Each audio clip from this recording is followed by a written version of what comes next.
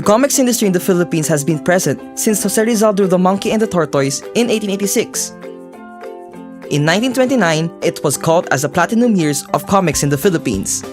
During this period, there were two kinds of comics that were popular: entertainment and editorial comics.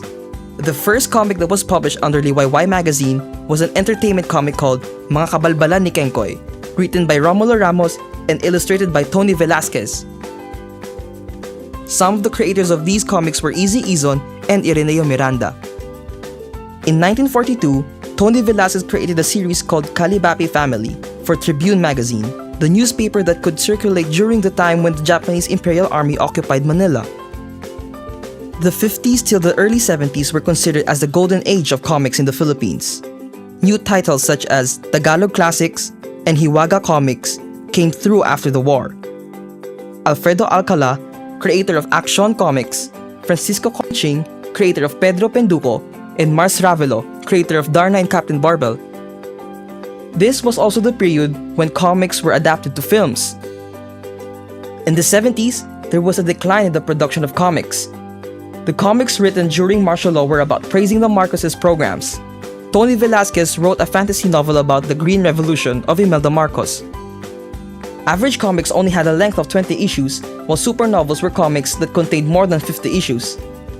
Dominating this field were writers like Pablo S. Gomez, known for Campanerang Cuba and Petrang Caballo, and Nerissa Cabral, known for Between Walang Ningning.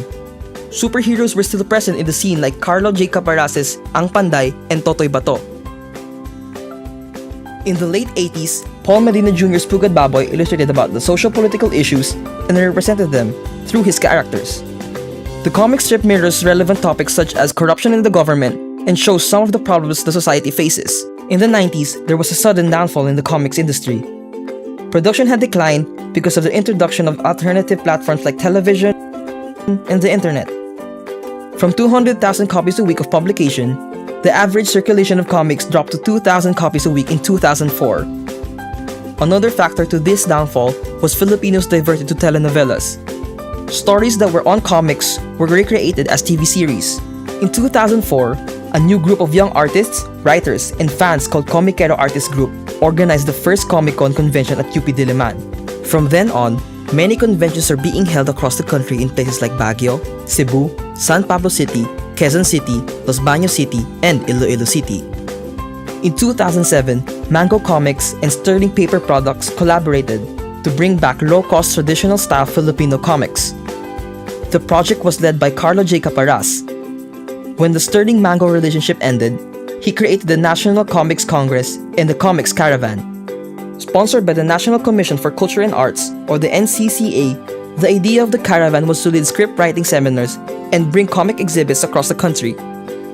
In the present time, a new generation of writers, artists, and publishers have taken over the comics industry, and they gather at Comic-Con. Thanks to the internet, some of the local comics showcased at Comic-Con are also available online through their websites or Facebook pages. And that's it. That's the history of the Philippine comic industry. Thanks for watching!